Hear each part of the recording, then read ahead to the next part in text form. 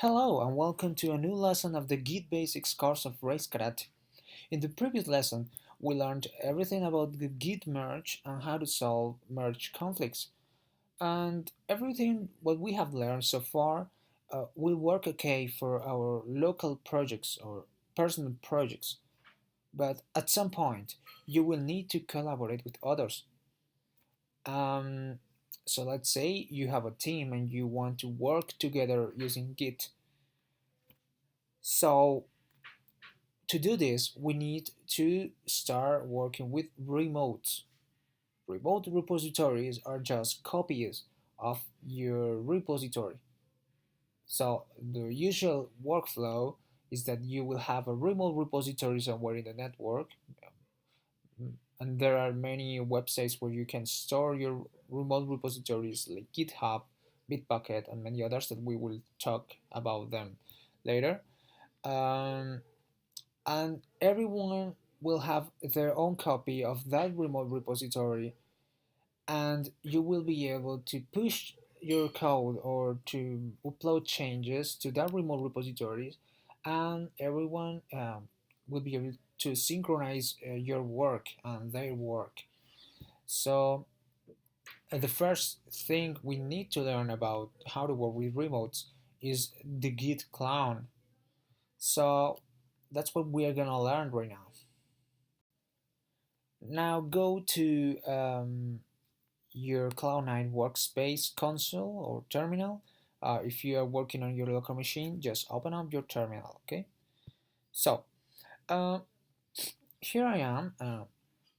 We are in the workspace, and let's go back a folder with cd dot dot, or in this case, we can go to cd and use the tilde to go back to our home directory. And if we ls, the contents of this or the current folder is just this live and workspace. Okay, so in maybe your case, I mean, if you can see that we have the folder name Git Basics, but we are on Cloud9 and this is just an alias. The real name is workspace, and within this folder we have a repository that is a repository that where we have been working to all this time, all the lessons. So we want to create a clone of this repository, and we can use the git clone. We here, if the repository were in the network, on internet, here we will input an URL. But in this case, we are just gonna input the path that is workspace, and let's give it a name. Let's name it Git Basics clone. So git clone, the URL or the path where we want to clone, um, and the git and the name of the clone that then we want to give to this clone. All right, and we cloned the repository, and if we check the contents of the current folder, it will have the original repository and the Git Basics clone.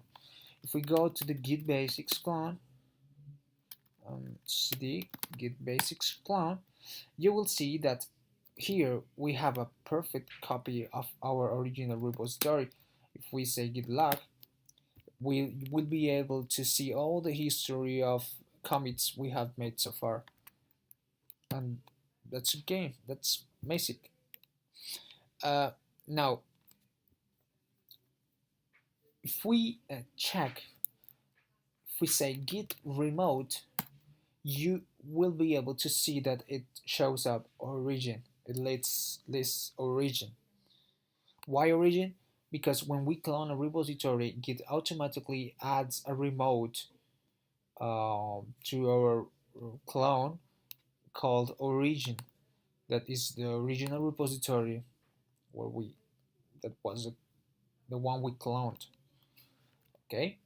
Now, um, if we go back to our original repository, cd dot dot, and cd workspace and we say Git Remote, you will see that anything is listed here. But why?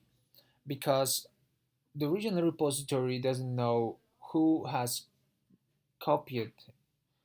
Uh, he doesn't know, or it doesn't know how many copies or who have copied it.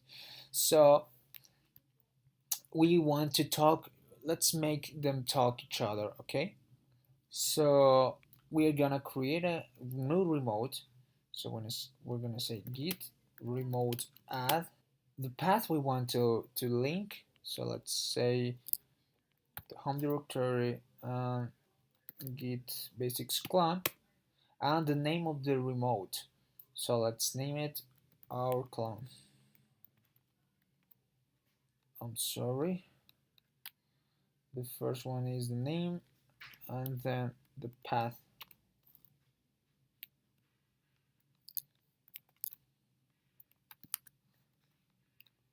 All right. And now if we say git remote again, we have that it's pointing to our clone. And if we go back to our clone,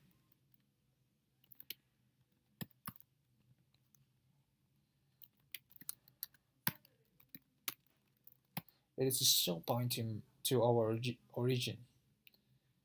All right, but now you know how to list the remotes, how to add a remote to a repository, how to clone it, but how do we synchronize the work with the team?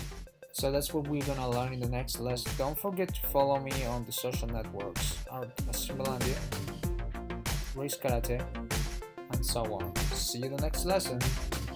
Bye bye.